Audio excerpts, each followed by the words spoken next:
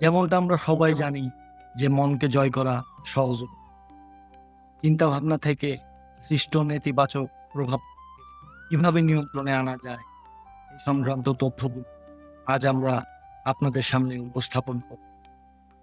দয়া করে ভিডিওটি শেষ পর্যন্ত দেখুন এবং চ্যানেলটি অবশ্যই সাবস্ক্রাইব করুন। আর বেশি সময় না নিয়ে শুরু করা যাক। চিন্তাশীল ব্যক্তিরাই এই জগৎকে নিজের বশে করতে পারে। চিন্তার অর্থ হল বুদ্ধির দৃঢ়তা।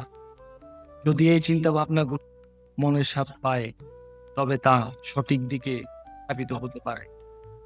এতে মনের গুরুত্বপূর্ণ ভূমিকা থাকে, অন্য কারো নয়। মনই জেতে আর মনই হারে। এর ফলে মানুষের মানসিক দশা আর চিন্তা ভাবনার উপর প্রভাব ফেলে। যদি মন পবিত্র হয় তবে চিন্তা ভাবনা নিশ্চয়ই সঠিক পথে।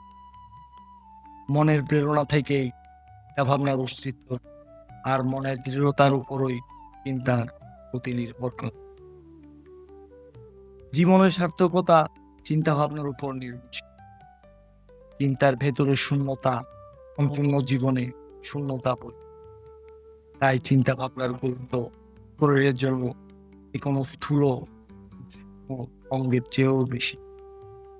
প্রতিটি মানুষের মধ্যে ভিন্ন ভিন্ন চিন্তা ভাবনা,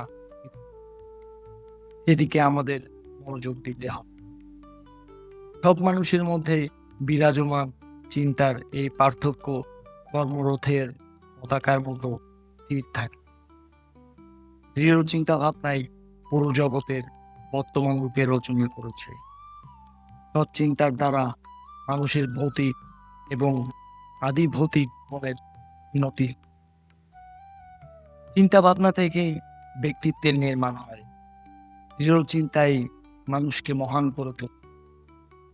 সৎ চিন্তা কেবল সেই ব্যক্তির জন্যই নয়, বরং তার চারপাশের সমস্ত মানুষের জন্য অত্যন্ত কল্যাণকর প্রমাণিত। চিন্তা ভাবনায় নির্মাণ এবং ধ্বংস উভয়কেই পরিচালনা। চিন্তা ভাবনায় পুরো পৃথিবীর ওপর শাসন করেছে, কিন্তু এই চিন্তা ভাবনার উপর শাসনকারী মন এতটাই সংবেদনশীল যে প্রায়শই নিজের খেলা নিজেই বুঝতে পারে না। এমন পরিস্থিতিতে মনের উপর নিয়ন্ত্রণ করা অত্যন্ত আবশ্যক। অন্যথায় চিন্তা ভাবনার উপর তার নিয়ন্ত্রণ একেবারেই ঢিলে হয়ে যায়। চিন্তা ভাবনাকে নিয়মিত করার আগে মনকে নিয়ন্ত্রিত করতে হবে। সুদৃঢ় চিন্তা কেবল সবল মন থেকেই আসতে পারে, দুর্বল মন থেকে নয়।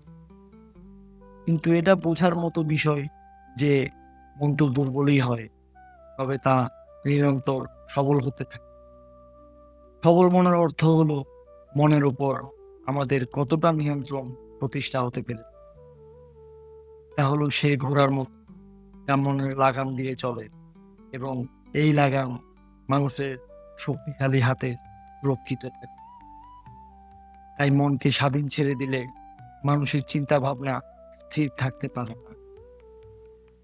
শ্রীমদ্ ভগবত গীতা অনুসারে ভগবান শ্রীকৃষ্ণ অর্জুনকে বলেছিলেন যে, হে পার্থ, মন প্রাণীর শরীরের একটি অদৃশ্য অঙ্গ যা দেখা যায় না। তাই মানুষের শরীরের সবচেয়ে বেশি শক্তিশালী।